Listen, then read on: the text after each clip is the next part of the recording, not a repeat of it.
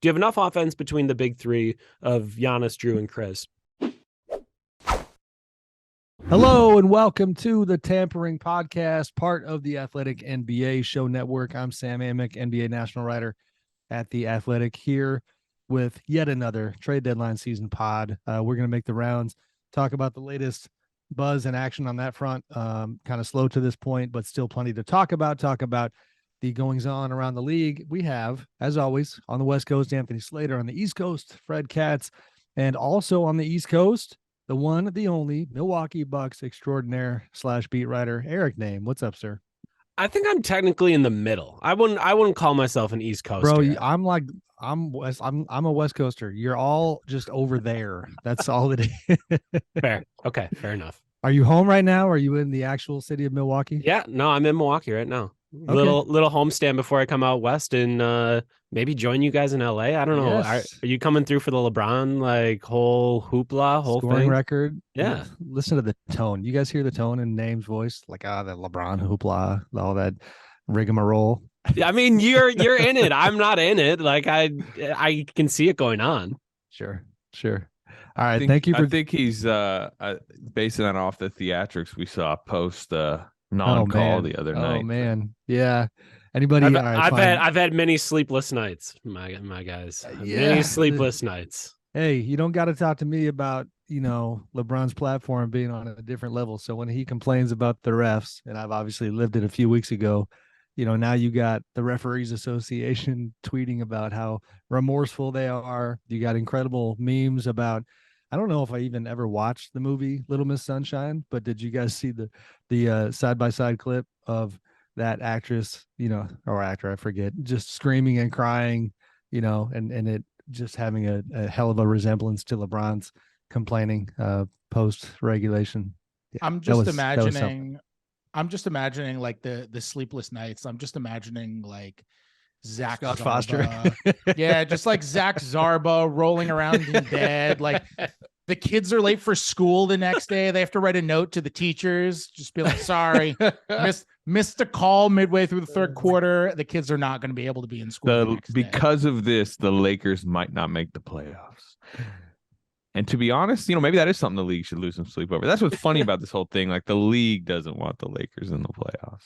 Right. Listen, man, I've said this before, but I'm always fascinated by the business side of the game. And, the conversation of Lakers and Fred, this is a swear jar moment. Like, what are we doing? We're talking Lakers when Eric's on to talk Bucks. Here we go.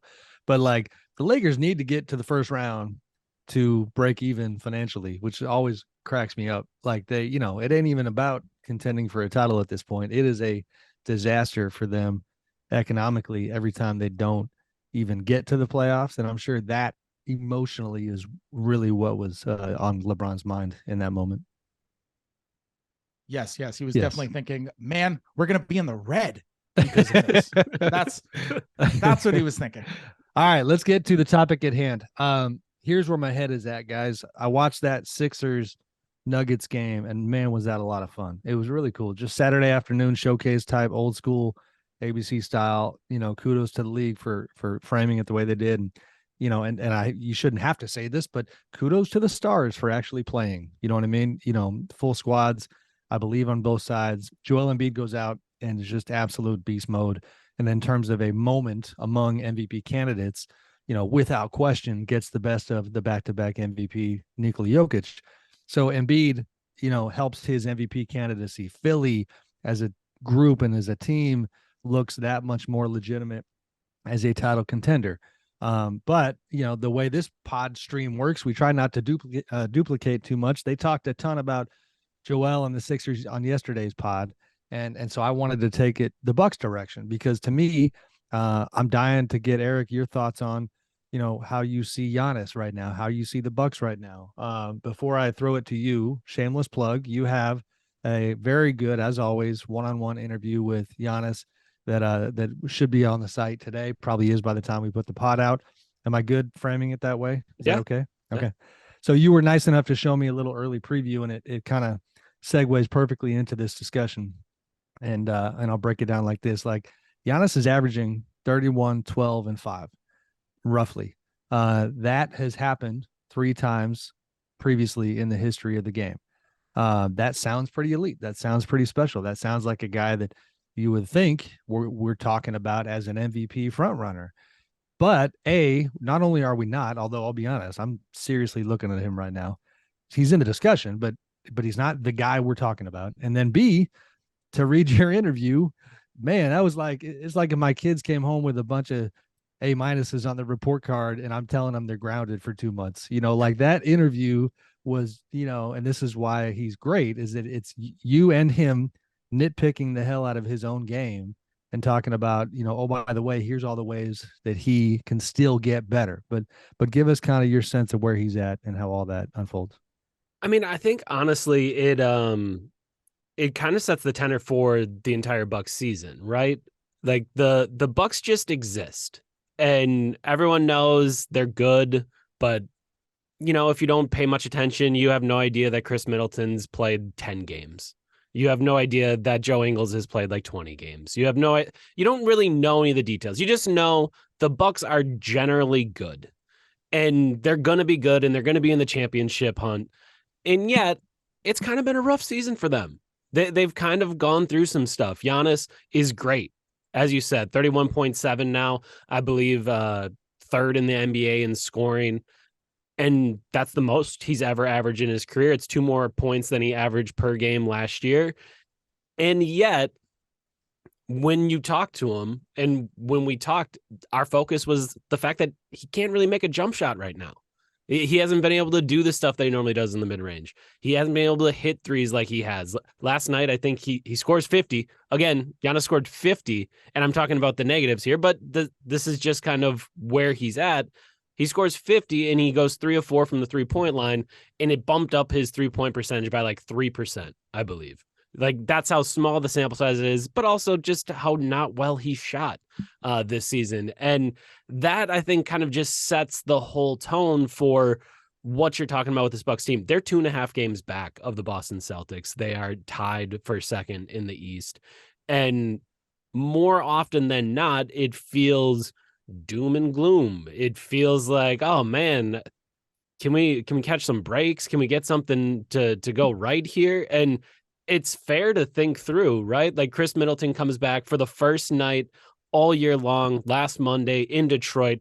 Whole roster is ready to go, other than Serge Ibaka, who's upset that he's not playing because the Bucks are good and he's gone. But the rest of the roster, healthy, there. First time. It lasts 3 quarters. Bobby Portis gets hurt in the 4th quarter, and now he's going to miss probably 4 to 6 weeks with a grade 2 MCL sprain. So like, it's just this weird back and forth where they're still good.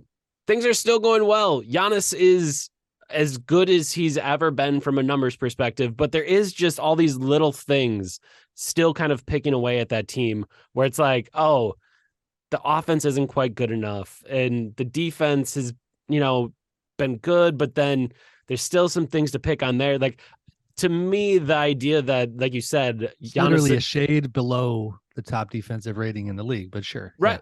Yeah. Exactly. But like that to me is kind of like the standard that they have set and the standard Giannis has set. And that's just like who they are over, pretty much the entire time Mike Budenholzer's been the head coach. So we're talking about the last 5 years. They're just a great basketball team at all times.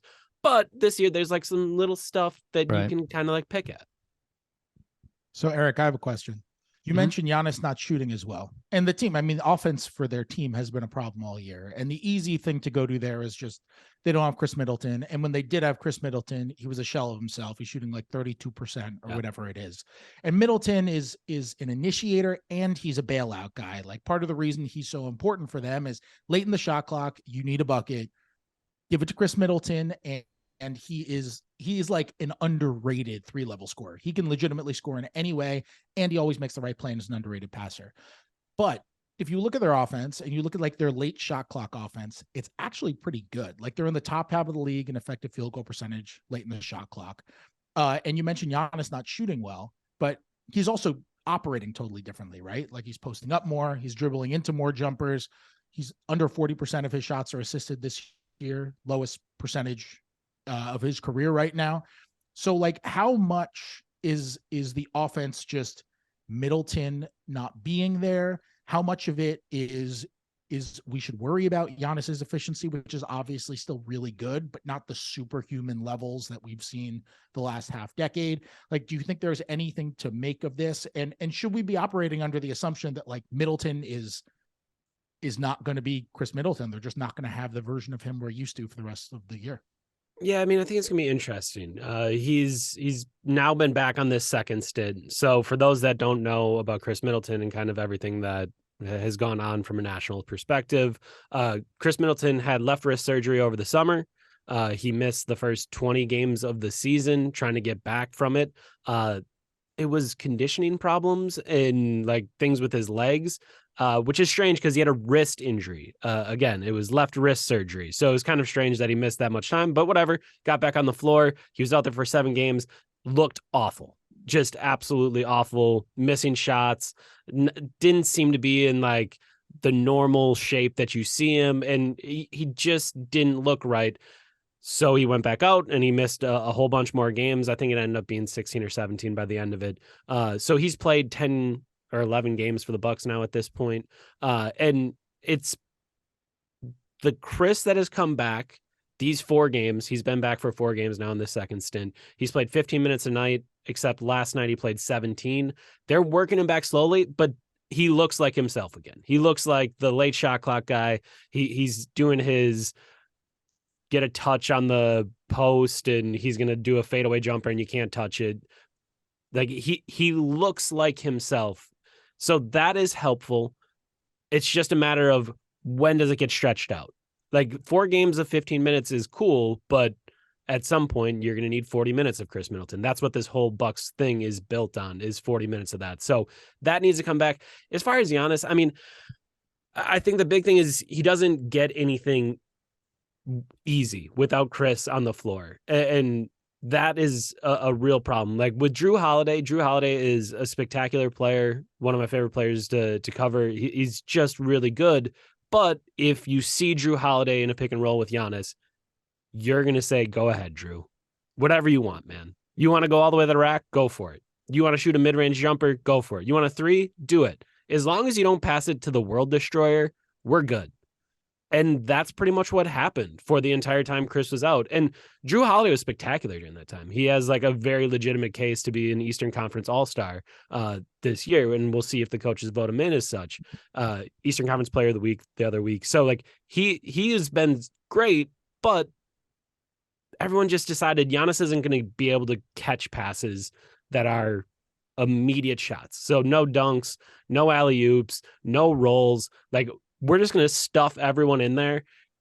You can't get into the lane. You're going to have to do it some other way. And it's been a bit of a struggle. And we saw Giannis struggle with the shot a little bit early, and then he stopped taking as many jumpers as he normally does and just started kind of relying on, I don't want to say the weaknesses, but like the major flaw of Giannis is like he just goes right through the wall at all times. And during the regular season the last 2 years, he's tried to avoid that.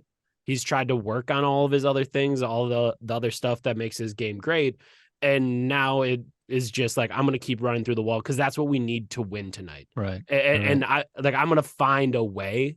And that has led him to being less dynamic. Do I think it's a problem overall?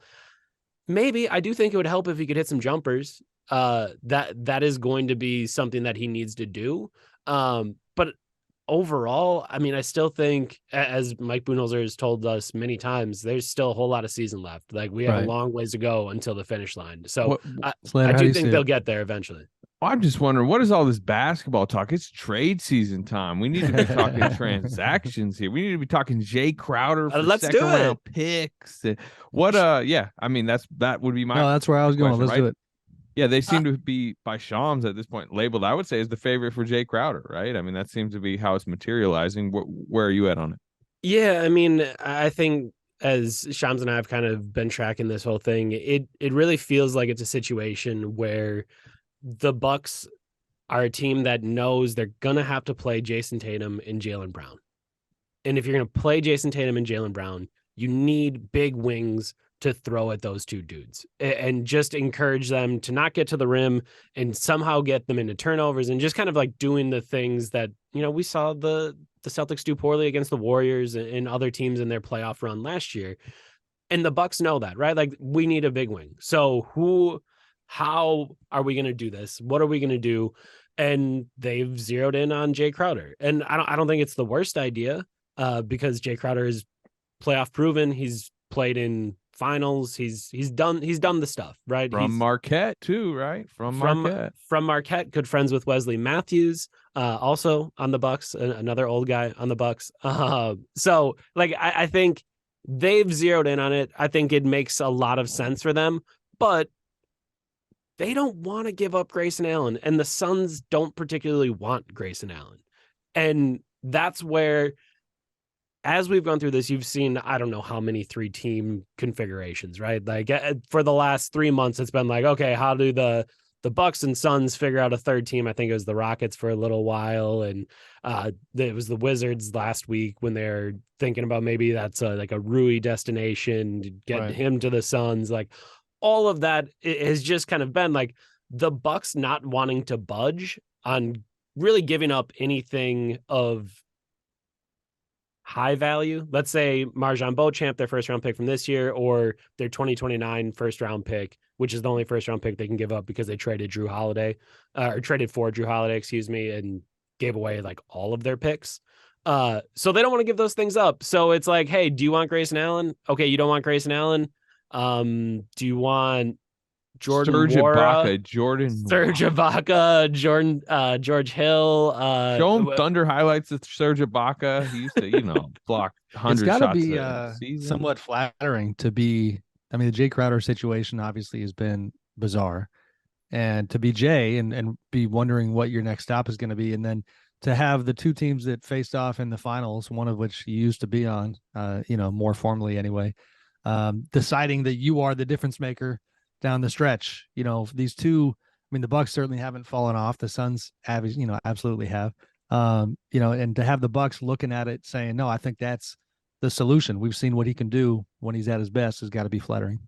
Yeah. And I mean, I think the other side of the coin is they haven't done it, right? Like they haven't been like, oh man, we need them so bad that we're going to give up something of value. It's just like, Suns. Yeah, it's not a Drew Holiday pursuit. No, Suns, take it or leave it. And if you don't want it, that's cool. But also, no one else in the league wants to give you what you want. So you can come back. Like, you gonna return the call now. Like, how are we gonna do this? So I think that's the other part of it, right? Because you haven't seen Jay Crowder play in 8 months, 9 months, somewhere around there. Like, he see that.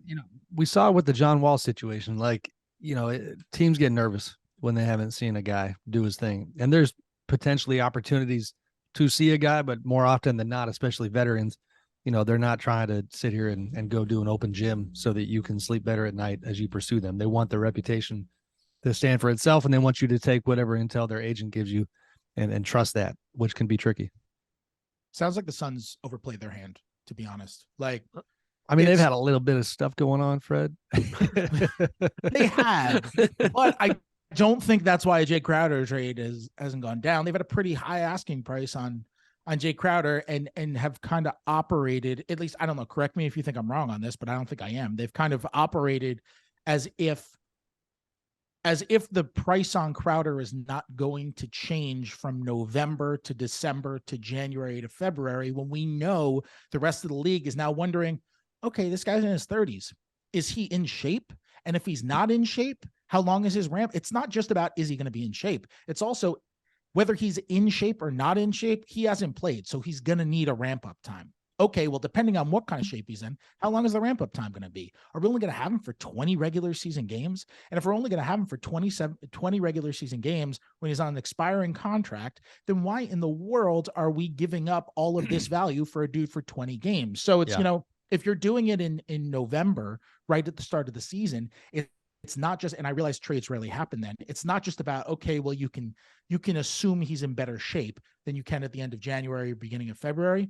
It's also about, well, if you're getting him in November, you're getting him for 70 games. And now you're getting him for 25, 20. You don't even know. You have to guess before the trade happens. And you don't know what version of him is going to show up. So why would you give up a rotation player for him? Why wouldn't you just go salary filler in a second rounder? And I think, and the Suns have to pull the trigger. They're not just going to let him be a free agent. It's better to get a second rounder for him than nothing. So it just, you know, Well, I especially think that constitutes overplaying your hand.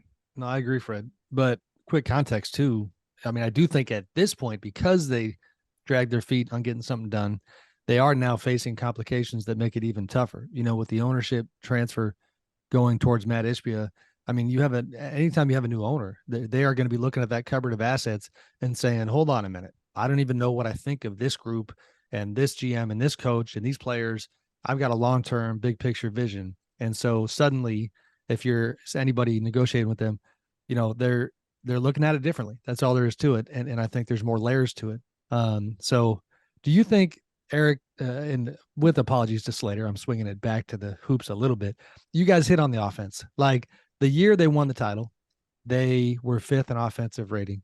They're 24th right now. And you know this team, you know, intimately well. And you now have that kind of that experience institutionally of having covered a championship with this group. In terms of vibe and your sense basketball wise, if they, you know, can do what it takes on that end to get it to whatever championship level is, how do you feel about that? Yeah, I think the big question with the Bucks is always, you know, do you have enough isolation offense from the big three? And we've seen, I mean, even when they won the championship, there's a Brooklyn Nets game where Drew Holiday starts off 2 for 15 and then hits 3 massive shots late. And it's like, oh, okay, they do have enough offense. But they didn't have enough offense for the first 4 quarters. Like it's this tough kind of balance of, do you have enough offense between the big three of Giannis, Drew, and Chris? And the same question goes for Giannis, right? Like, can he create in the clutch? Is he going to be able to get to the rim? Is he going to have a jumper that he trusts? Does he have a hook shot that he trusts? All of that. And then the other question is, okay, let's look at the rest of the roster. Can those guys hit threes? And I think kind of what's happened with Middleton out is that the 2 main guys that were around for most of it, Drew and Giannis, had to do a little bit too much. They're really trying to get their own. And then the other guys, the whole league knew that they didn't have Chris Middleton, right? Like, you can see the scouting report. So if you're Grayson Allen, guess what you're not getting? Open threes. If you're Bobby Portis, no open threes. Pat Connaughton, no open threes. You are going to get run off the line, which is what they saw in the playoffs last year. And when they didn't have Chris Middleton against the Celtics, they didn't have enough offense. But I do think when Middleton comes back, that helps it. And honestly, I had some pretty serious questions about Joe Ingles and whether or not he had anything left in the tank.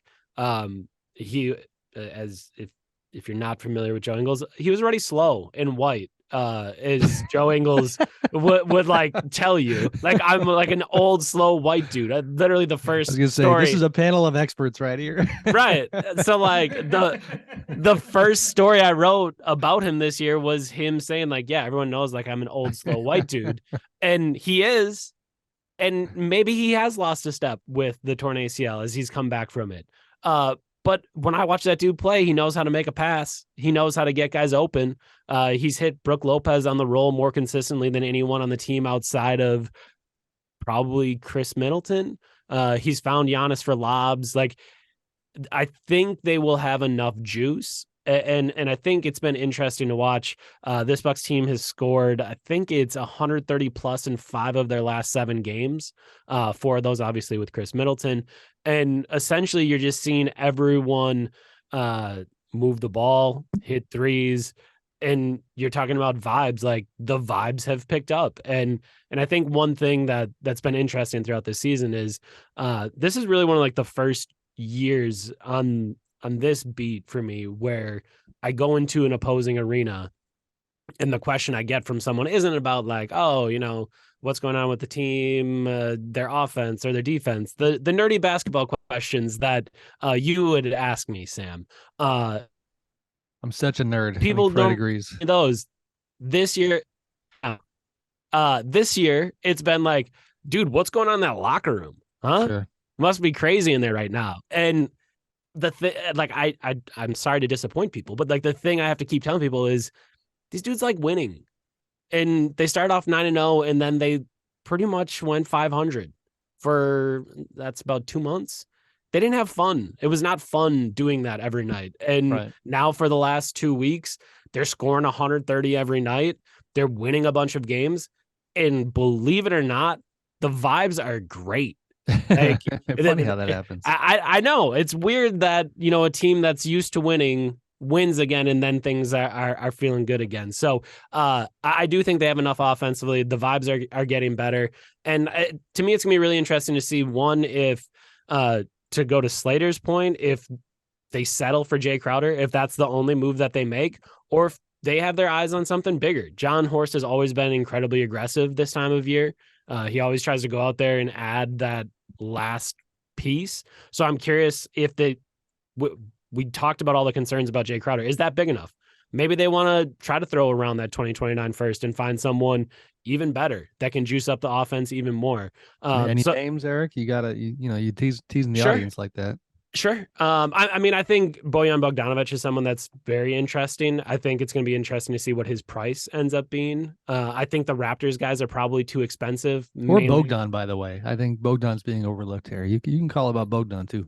I think you could as well. So I do think like especially with their well-chronicled history between the two. they certainly have each other's numbers. We can confirm that much. So yeah, I do think like there are some of those pieces that maybe could be had for a first. I think that's like the question that the Bucks have to kind of answer here is like, how far do you push in? How far away are you? And I think that'll be kind of interesting to see that sort itself out, and then just see how good the offense can get in the final 2 months of the season.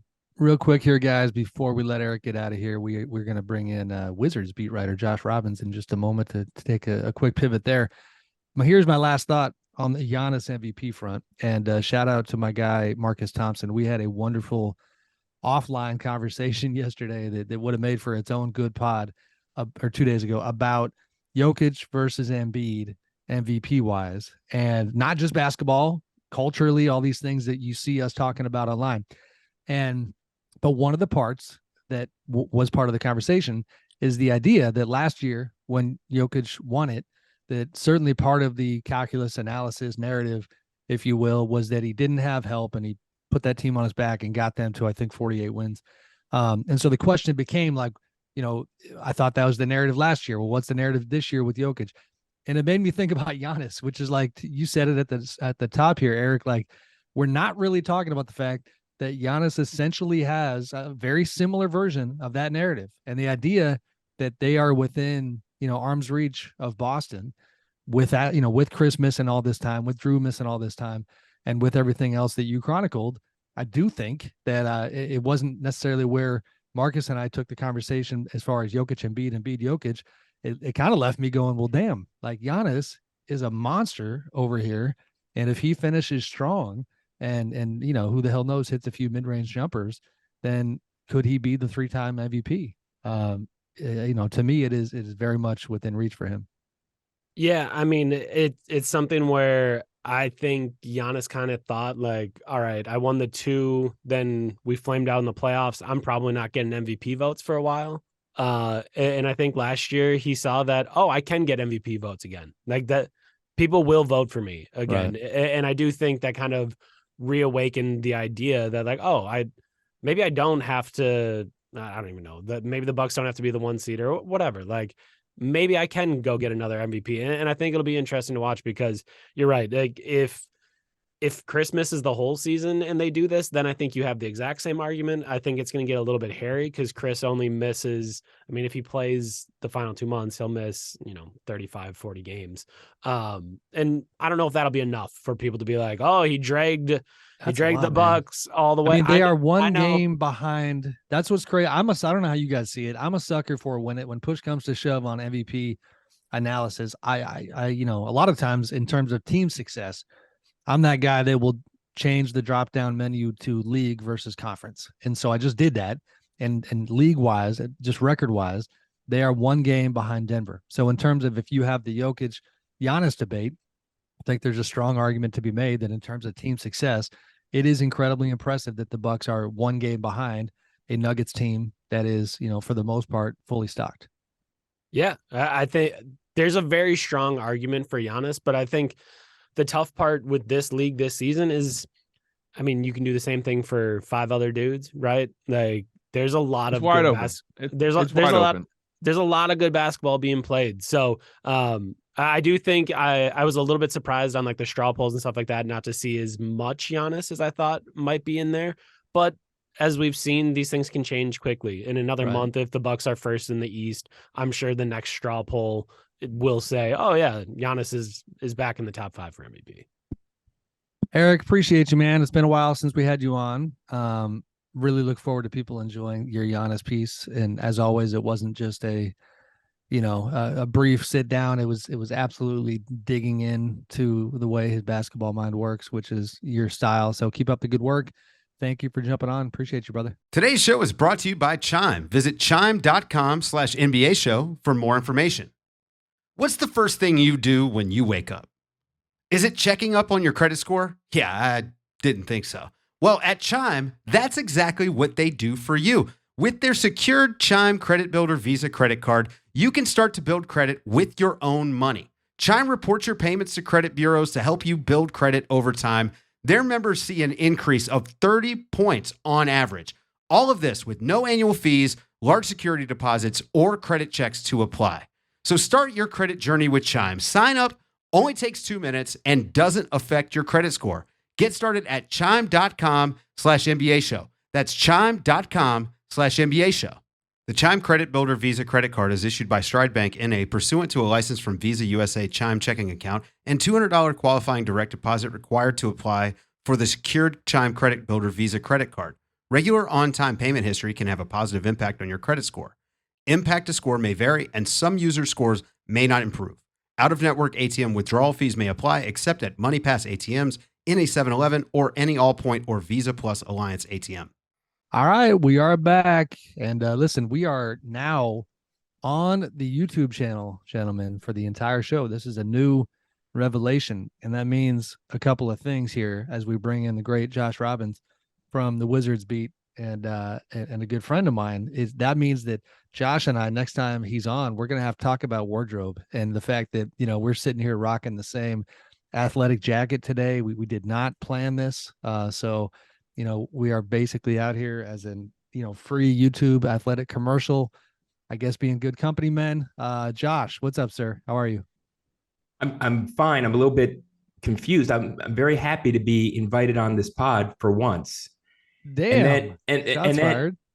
No, not shots fired, but then I look here on my screen and I see Fred and Anthony and Andrew and you, Sam, and it makes me wonder, is this, Sam, your kind of way of hosting an intervention for me? I don't understand what that means.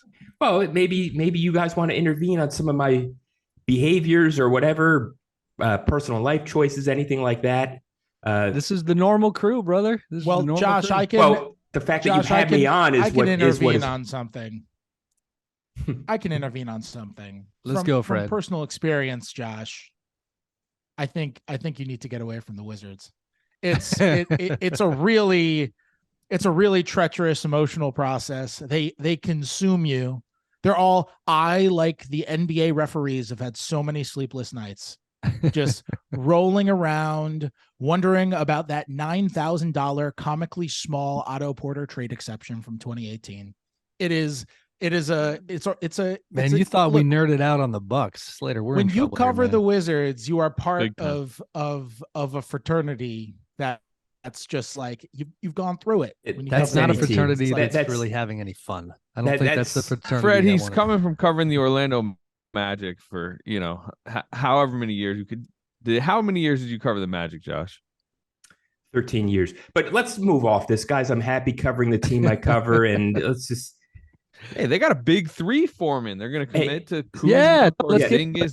Sam, next time, don't destroy my would-be attempt at a joke by saying intervention. What do you mean? I was confused. you gotta come down to talk to me, and apparently so. Yes. Apparently so. All right. So Fred was giving me a hard time before you came on about my recent infatuation with the Wizards, but with all due respect to that group, it's not necessarily on-court related. It's that time of year. You know what I mean? They are a really interesting time when it comes to trade deadline season. And we saw the Rui Hachimura trade with the Lakers. We just talked to Eric Name on the Bucks front about, some of the different iterations of a Rui trade that did not happen that involved the Bucks. But I wonder, Josh, what is your updated sense of this Wizards group, when it comes to the way they're forming the roster? The Kyle Kuzma situation is one of the more high profile ones of late. Read your Q&A with Kyle, which was good stuff, where you got a chance to get his perspective on his situation. At that time, he indicated that he had not had any, real direct conversation with management about what his free agency plans were. They do seem, I think you would agree, pretty confident in the ability to re-sign him in the summer, and they do seem to continue to signal that he is part of their plan. And kind of like Fred alluded to, the idea of a Porzingis, Beal, Kuzma big three seems to be the way they are heading. But how do you see it? It seems that way. Everything you said about the Wizards exuding confidence in their ability to keep Kyle Kuzma is accurate. They have not entertained trade inquiries from people who would like to bring him aboard. So yes, I read it the same way. I find it difficult to believe that Kuzma or Kuzma's agent and the Wizards haven't had some sort of dialogue, but of course he can't say that in an article when he's that's also why you quoted. have an agent, right? That's true. Yeah. The reality is that if they weren't confident that they could retain Kyle Kuzma, they wouldn't say, Josh or Fred or Sam, we're not confident we can keep him. So the reality, yes, I think that they are confident. I think there's also the possibility that they're kind of playing poker there. And we will know for certain how confident they truly are at 3:01 p.m. Eastern on Thursday, February 9th, which is a cop-out. But also, I think they are confident that they can keep him.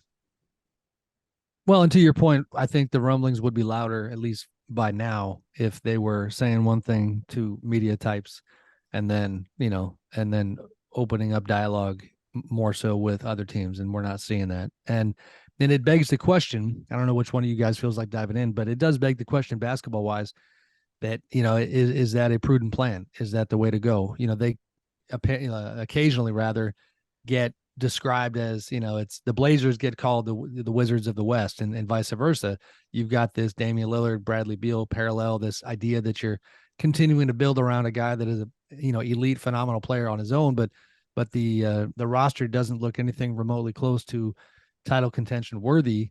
And so basketball wise, guys, what do we think of this idea that they're going to keep going down that road? We got a Josh raised hand right there, so I'm sure. I'm not sure what the protocol is on this show for participation, but the pandemic Zoom days are over, Josh. You don't hit the official raised hand, but that's good.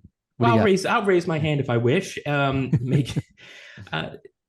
a big difference between the two parallels. The parallels is that Damian Lillard and the Blazers got further in the playoffs than the Wizards have, with Beal as the unquestioned number one option. Right. So it's true that the Wizards haven't had their so-called big three together very often, but even when they have been together, the team hasn't played very well. Now, if you were to say the big three plus DeLon Wright, well, now, then they might be onto something. In terms of their desire to keep Kyle Kuzma, I think that they are cognizant of the fact that right now the Wizards are not a good free agent destination for whatever reason, which for all the off-court stuff boggles my mind, because this is a great place to live. As a matter of fact, Washington drew me as a kind of a free agent. So if they can draw me, why can't they draw players? Why is LeBron James not there? That's the question. Okay, well, fair enough. Why did Dwight Howard go from Orlando to LA instead of Orlando to DC? He eventually played in DC. He went That's to true. the Wizards, Sam. So well, he didn't want to go. Wizards, great. He didn't want to go to the Lakers in that trade. That's right. I forgot about that. But we digress. Are they going to be aggressive, Josh? Are they going to keep? Okay, so Kyle doesn't appear to be on the table. I do get the sense that even as okay, we feel reasonably confident that we can re-sign Kyle, but sure, it'd be better to make up his decision even easier if we go upgrade, around the edges now. That is kind of an idea that has been sent my way, and I wonder how that lands with you. Do you think they're gonna, if it's not Kyle, they're gonna be aggressive here and try to improve somehow? Yes, I'm sure that they would love to improve, but as Fred and I have discussed many times, including on the award-winning podcast Bullet Points, hosted by Josh Robbins, the reality Can we is, name the awards that came Bullet Points way? Can we? I'm just kidding. Go ahead. yes, always the journalist, Sam. Thank you. They don't have a lot of assets to trade, and by assets, I'm talking about picks, because they owe the Knicks a protected 2023 first-round pick that might not be conveyed all the way up to 2026. They can't trade any of their first-round picks until 2028, which makes it infinitely more difficult for them to bring aboard quality players. That's their situation now. Yes, they would like to upgrade for sure, but they are hamstrung. Would Denny Avdia bring back a good return? I think the consensus among the league is mixed at best. So it's going to be tough for them to upgrade around the edges, I think. I think that's a great point on the pick, Josh, because I know this past summer when they were trying to get in on the Donovan Mitchell stuff before Mitchell eventually went to Cleveland, one of the things that they were trying to do was they were trying to figure out a way that maybe they could get that 2023 pick somehow like unprotected or something like that, so that then they could make a trade for Mitchell that would allow them to trade multiple first round picks for him moving forward. Of course, the Knicks were trying to trade for Donovan Mitchell. And if the Wizards are so desperately trying to make it so they're able to trade some extra picks, the Knicks can be like, oh, okay, well, we're not going to help you here because it's pretty obvious what you are trying to do in this scenario. So the Knicks weren't buying any of it, but that's kind of an obstacle that they have to overcome. I wouldn't be, Josh, I wouldn't be, I want to hear your thoughts on this though.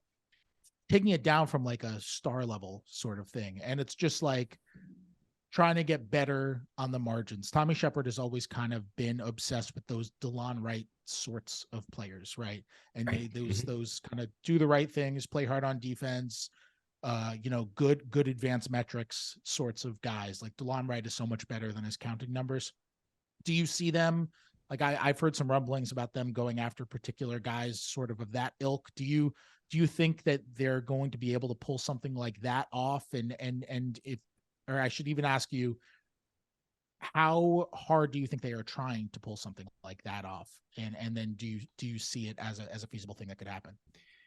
Well, they're going to work as hard as they can to do that. There's no question about that. Tommy Shepard has never been bashful in making trades. He loves to make trades. He loves to upgrade at the edges and try to then reach a critical mass in that fashion. But who do they have who is tradable, who would bring back a return? Well, Monte Morris is a solid, though unspectacular point guard. I think there are several teams out there, at least, that would like to have him. Denny would have kind of a mixed value, I think, right now, because of his offensive game isn't quite up to par to his defensive game. Other than that, I'm just looking at the roster here. I'm not trying to avoid eye contact with you gents, but it's not now that Rui is gone. They don't have too many other options to trade.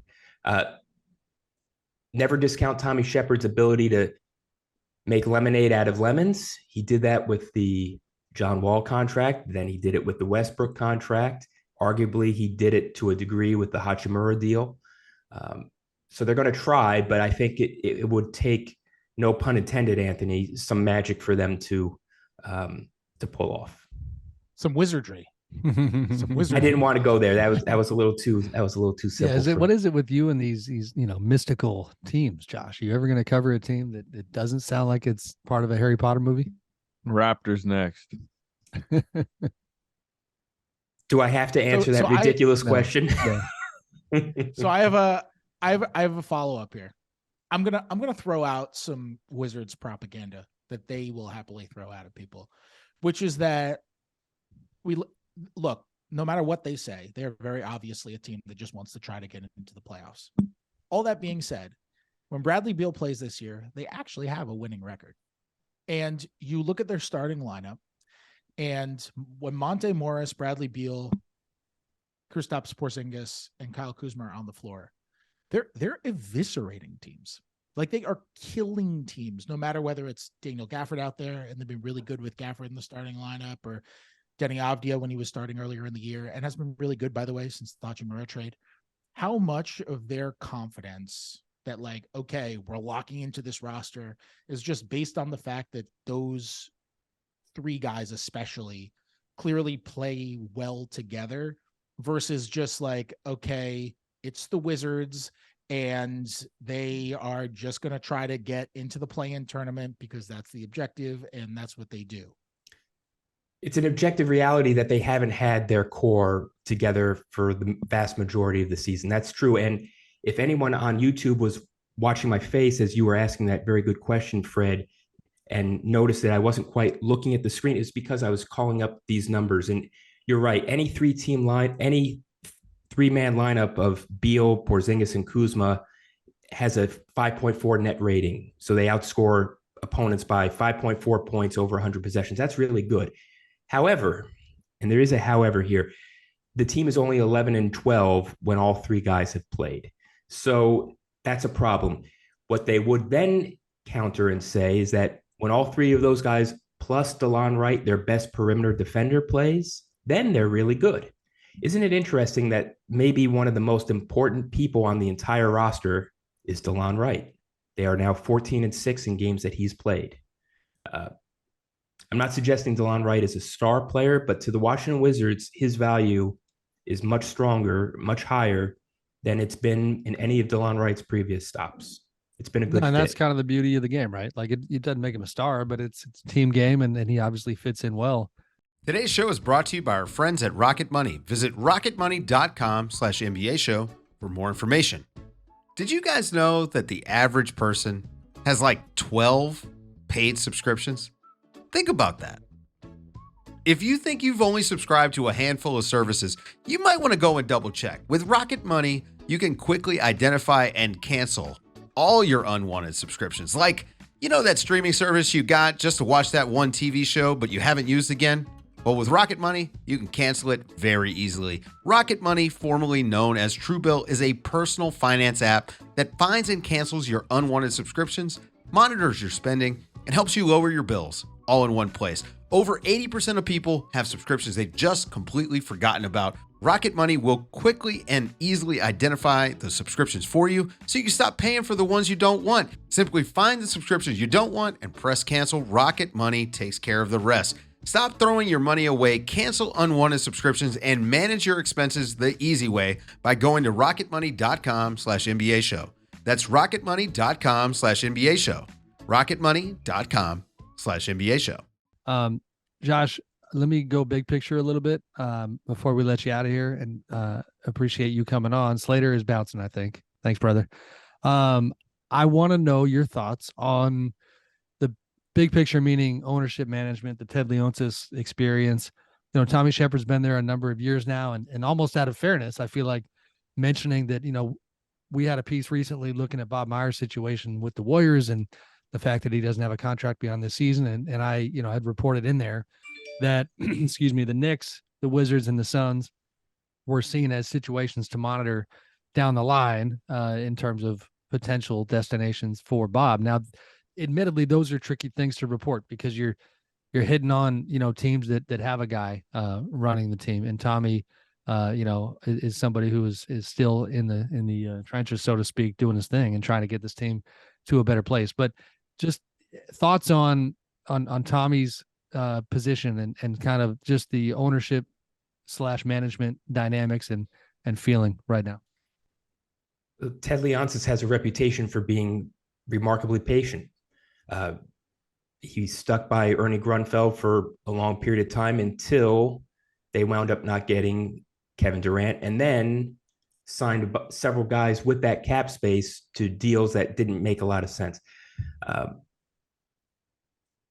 He's also been patient even on the Capitals side. So that's generally where he's been. However, the Wizards franchise historically, and Fred will confirm this, and even preceding Fred's time, this has always been a franchise that is almost desperate to try to make headlines in terms of a splashy move. Right. In this case, you're talking about a potential splashy move in the front office.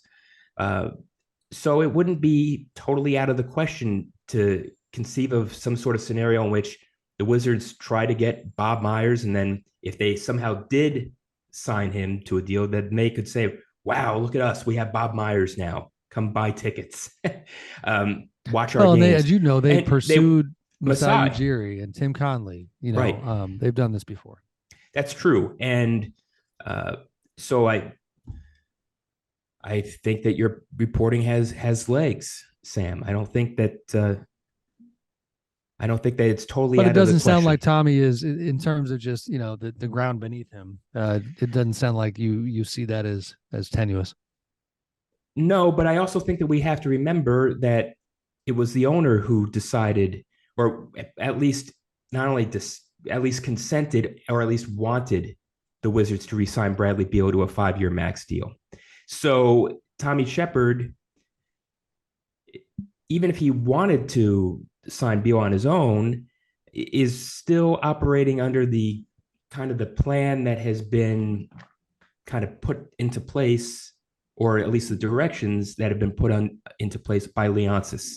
So it's difficult to hold him accountable for the decision to re-sign Beal to a very large contract over 5 years when it was the owner who very much was on board with that.